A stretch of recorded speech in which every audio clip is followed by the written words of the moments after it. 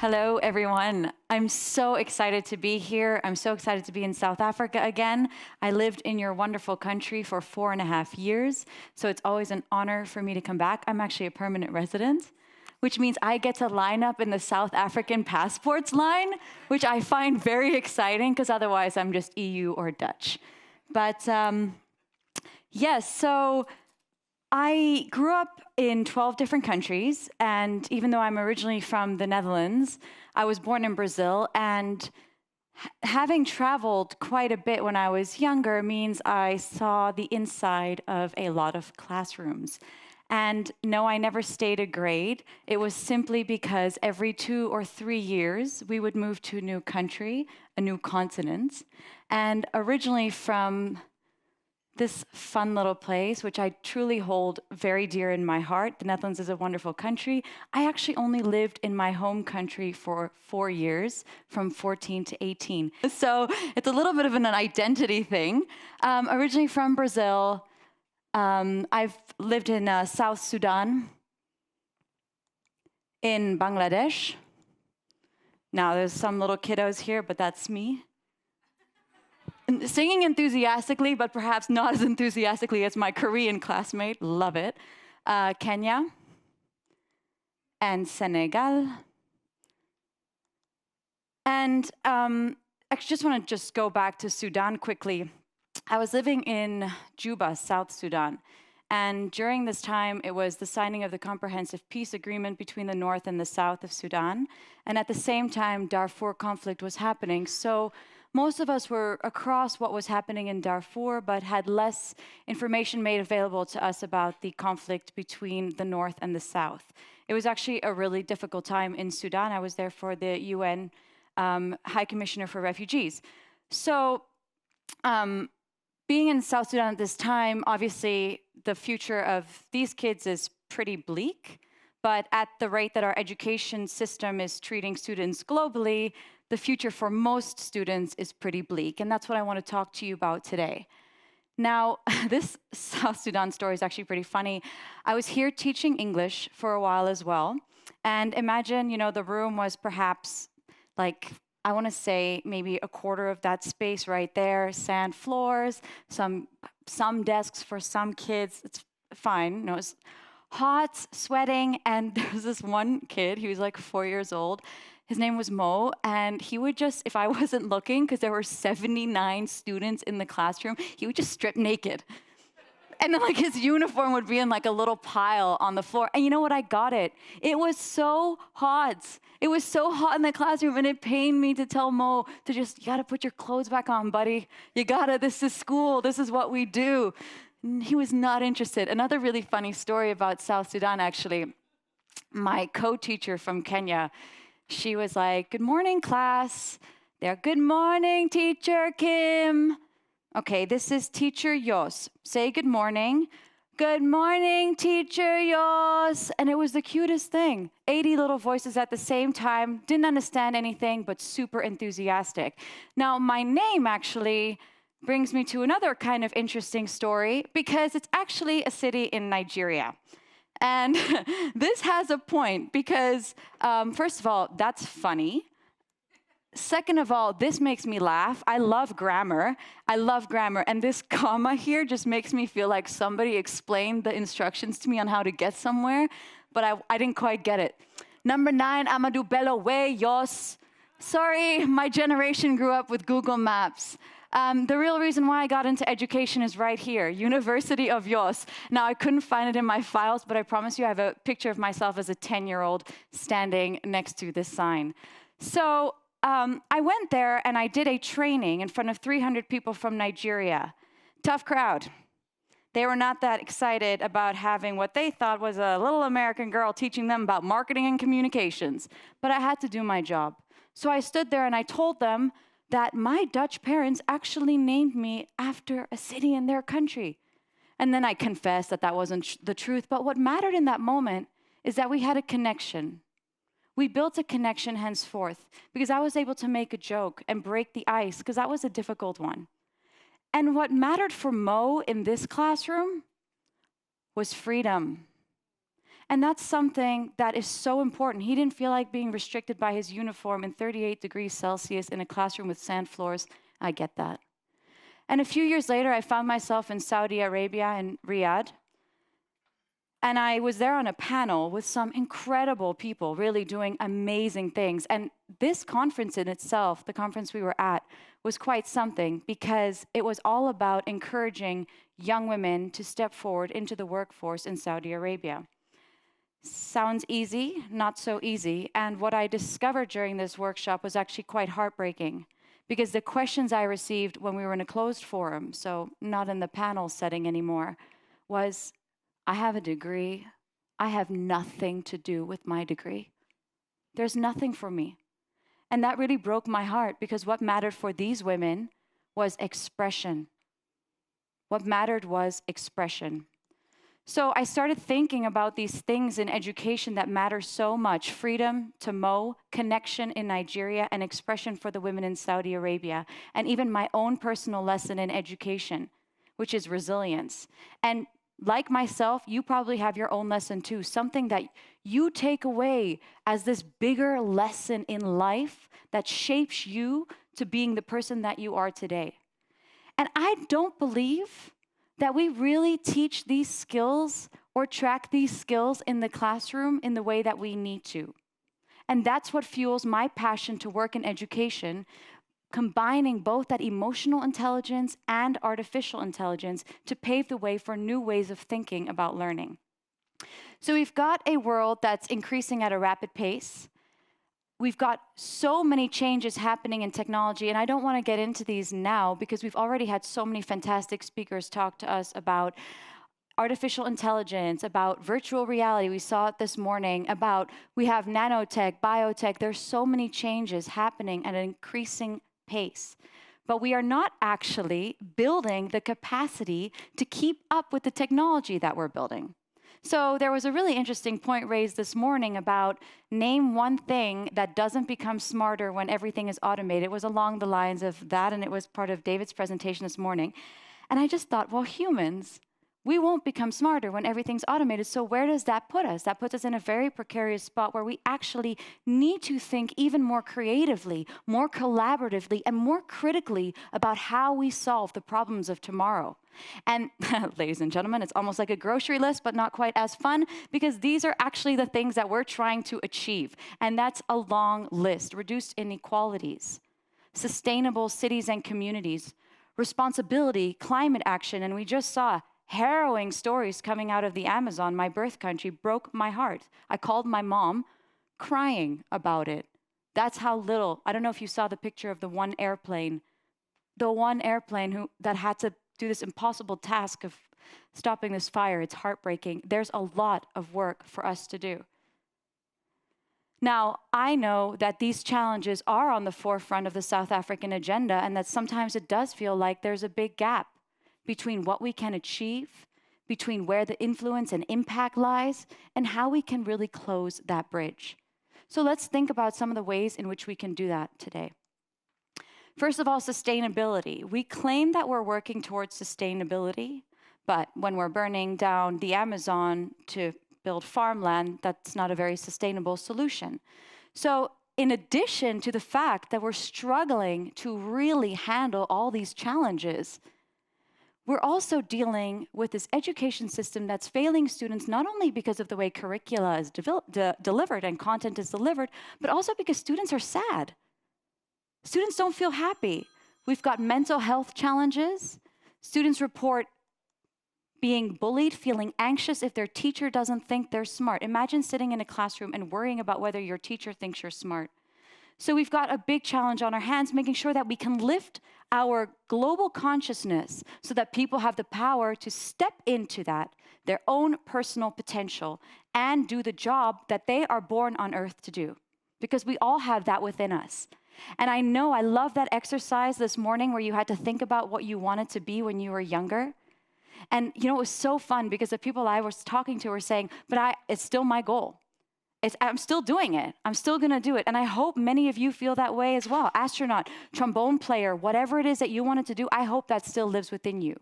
Now, when I think about all these challenges that we have, right? So we've got those sustainable development goals, all those challenges that we need to reach. We've got challenges of the way that students are actually feeling in the classroom, and that's learners across the board. And we realize that our increasingly complicated world requires integrated skills. Well, we've got our work cut out for us. Now, in addition to thinking back to what you wanted to be when you were younger, I'd like to take a moment and ask you to think about what you loved about school. Some of you maybe didn't love anything. I actually was that annoying kid that loved everything. So I loved doing things like tackling problems with my classmates on different class assignments. I loved working in team. I loved musical theater. I loved sports. I played volleyball, basketball. I did whatever. I also got really bullied because I did everything that I wanted to. That was difficult. But remember what it felt like to expand and to create something with your classmates, or even now with your colleagues? That's when we as human beings feel proud. That's when we feel we're reaching our potential and that our brain is actually being triggered into thought and creativity. But how do we get there? Because that lies in thinking about some very important things. So for me, that's resilience. Because although growing up around the world sounds really great, do not confuse it with travel. Travel is really great. Packing your bags to go on a 3-week trip throughout Namibia, or a road trip in the US, or to explore Finland and Norway, yeah, that's travel, that's awesome. But growing up and having to move every 3 years from one continent to the other is difficult. And although I wouldn't change it for the world, I'm not sure I would do it to my own kids. So resilience is my lesson. And that means that I'm very inspired to think about ways in which we can build systems of resilience, of creativity, of collaboration, and allowing a space for everybody to develop their full human potential while they're here. So my colleagues and I are working on building an operating system for human capital development. And that means that we use artificial intelligence to work with emotional intelligence hand in hand to understand where passion lies and to track that both on and offline. Now, we're all here today because of education. Informal or formal, school or street, private or public, what happened in the classroom or outside, it inspired you. And education is deeply personal for that level. So we've talked about training for a global system of issues that we're facing, and trying to get us reaching these goals ASAP. Now, when we think about education and reaching those goals that I've listed, I want to also ask you to think about assessment. And working in education, I'm often asked about assessment. Well, I'm going to tell you that I don't believe in assessment and I don't believe in curricula. I don't believe in teaching that way. In fact, I really believe that a holistic approach to education through phenomenon-based learning, for example, which I'll get into in a little bit, really allows us to explore everybody's full potential. And that's true for the school, as it is for the workplace, as it is for a family or a village or a community. And we need to think about something. And I love this Jack Ma's quote. And these are from Jack Ma, the World Economic Forum, other leading thinkers on education. But if we start thinking that we need to teach kids to compete with machines, we have a problem. That's not what we're looking for. We are looking for ways in which to teach kids how to expand through music, through the arts, through games, through the power that they have within themselves that you have within yourself too.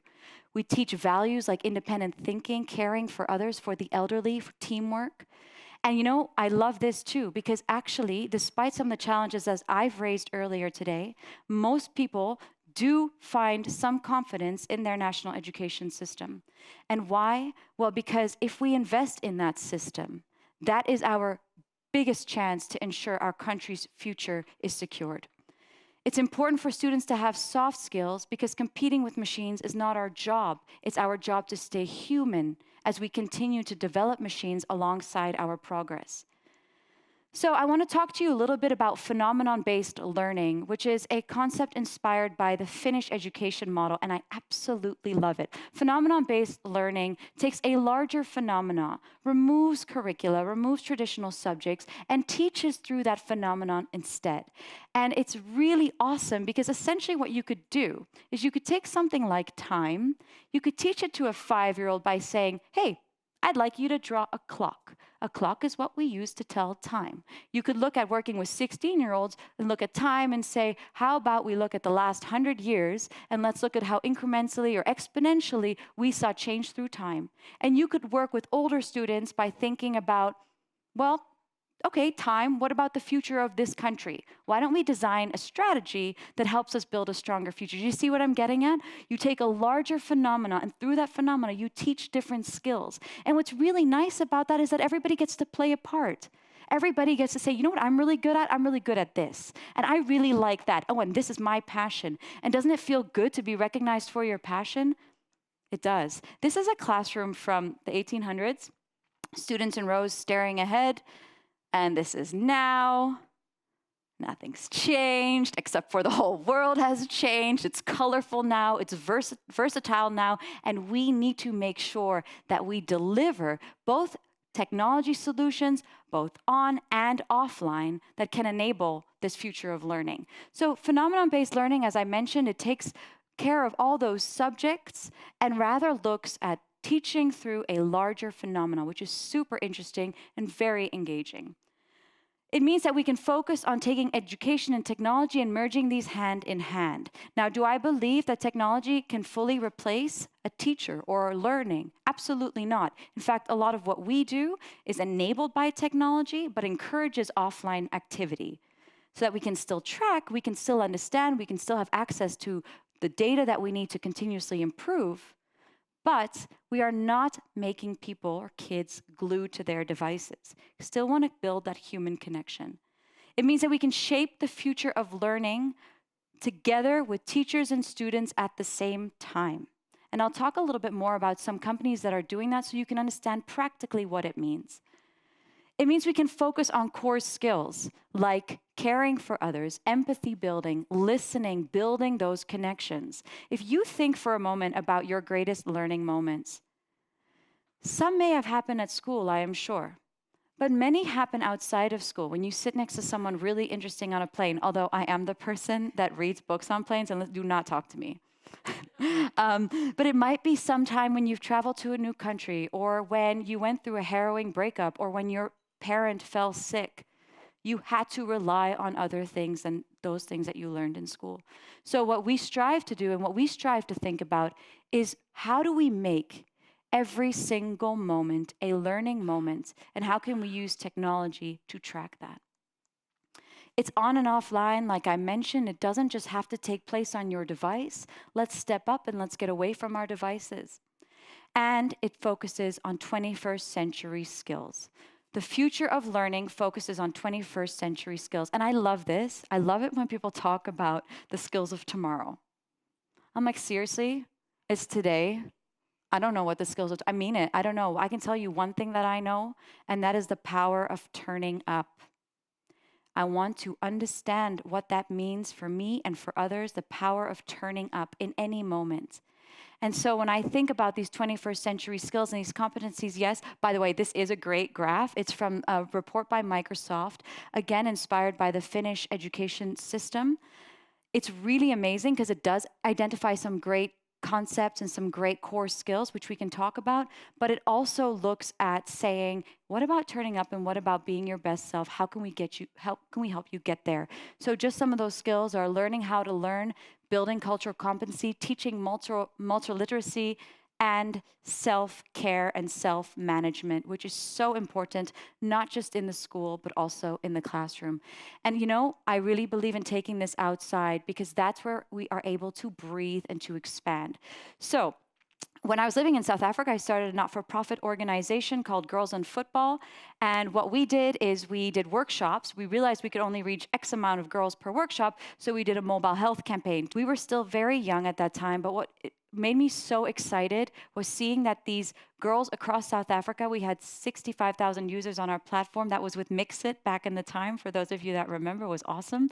But these girls were engaging right away. They wanted to be heard. So that really opened my eyes to thinking about, okay, let's have these conversations. That's a great way technology can enable us to understand what's going on with our future, with the youth of our future. So speaking of innovation in education, I just want to introduce you to some companies that are doing some really great things. Dirkx is an an awesome company because they don't believe in degrees. They don't necessarily believe that you have to have a certain type of education to reach something. They believe in upskilling and teaching skills that matter. Now, this is one of my favorites. This is Airtable. It helps make reading data really easy. My CTO is awesome, so he's great at this. For me, I'm more of a, I guess, visual thinker. I love languages too, so this is very helpful for me. He was like, are you really going to put that in there? I'm like, yes, some people need it. And then Wonder School is one of my favorites. I really believe this is a way of thinking about teaching for the future. Big crisis. Too many parents both have jobs, not enough nurseries, not enough quality primary education for kids. So Wonder School allows quality in-home child care with people that you trust. Awesome community-based solution, which doesn't use technology, but is still really fantastic.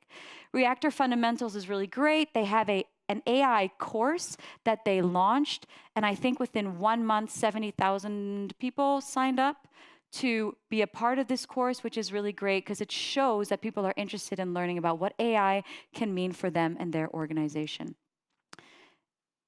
And moving on to oh yes, okay, so this is a really great platform as well. This is a mixed reality computer which was brought to classrooms to encourage avoiding isolated learning. So their approach to education is to avoid isolation by making experiences three-dimensional. And it's really interesting because, look, you can take this butterfly wing. Now, obviously, we're super lucky to be in this beautiful space now, so we can actually be around nature, but that's not always the case. So some really interesting examples of what's happening in education. So some of the work that we're currently doing, as I mentioned, artificial intelligence and emotional intelligence, which means a very human approach to technology. So human-based tech. And what we do is we use artificial intelligence to tag all kinds of open education resources that are directly served to the learner when it matters most to them in a way that matters most to them. Now, what do I mean when I say open education resources? There's so much content out there already, right? There's so much. There's beautiful books, there's poetry, there's music, there's art. There's a lot of content out there. So we believe in using that content, tagging it by using conscious and agreeable measurements, and then serving it to the user at the right time.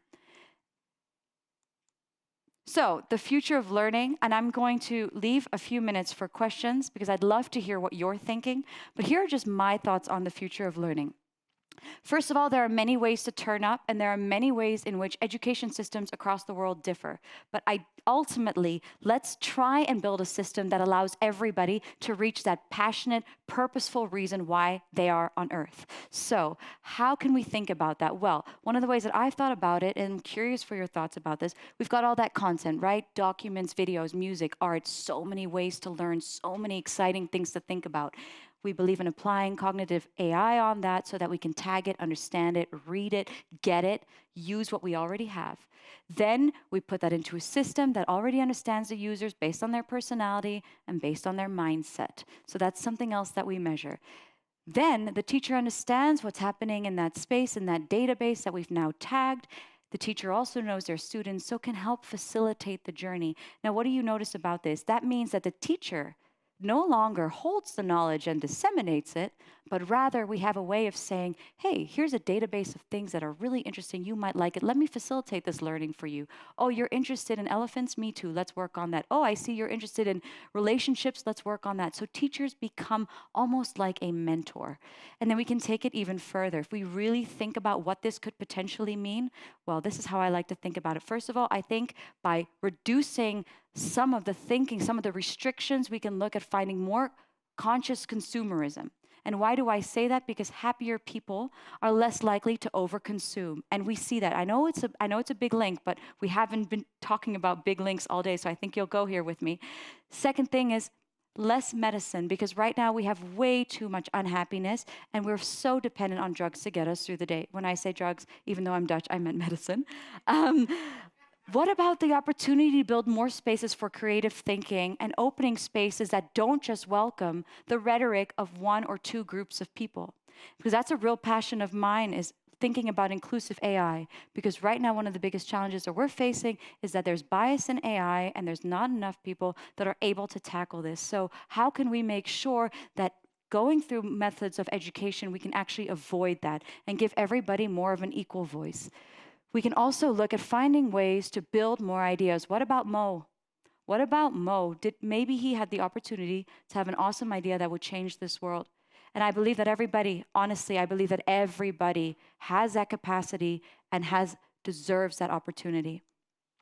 Now, really fun, my co-founder ran my speech through our AI, through our algos, and I was kind of anxious because I was like, oh, how is this gonna come out? And I'm actually really excited about this because it told me that I talked about education, which I did, yes. Education psychology, the thinking behind it, learning, teachers, and skills. But this is even more fun. This is where it gets exciting. This is the emotional part. This is fun to measure for me, and everyone's different. I like this. I like to think that there's joy in my presentation for you today. But yeah, there's sadness too. I'm sure you heard it. Fear, disgust. Disgust a bit hectic, but and anger. Yeah, I'm frustrated. I'm angry about some of the things that are very unequal in the world today that I believe need to be changed right now. So look at that awesome combination of artificial intelligence and emotional intelligence, giving us some insight into what I've shared with you today. And I actually believe that in the future, my speech will be entirely decoded, put into a database, and then anybody who's interested, policymakers, government officials, teachers, can understand. And they can say, oh, I'm interested in those things and I want to understand that better. And that's really exciting if we can take that content and make it accessible, understandable, and traceable. So, as my co-founder says, teachers' roles are changing. They're more like masters that are going to show this force within each student. And I like thinking like that too. It's about building those connections. It's about taking every single moment into a learning moment where really we relish emotion and we use technology to build strong solutions that help every learner become empowered to their full self. The most reliable way to predict the future is to create it. Thank you so much for your time.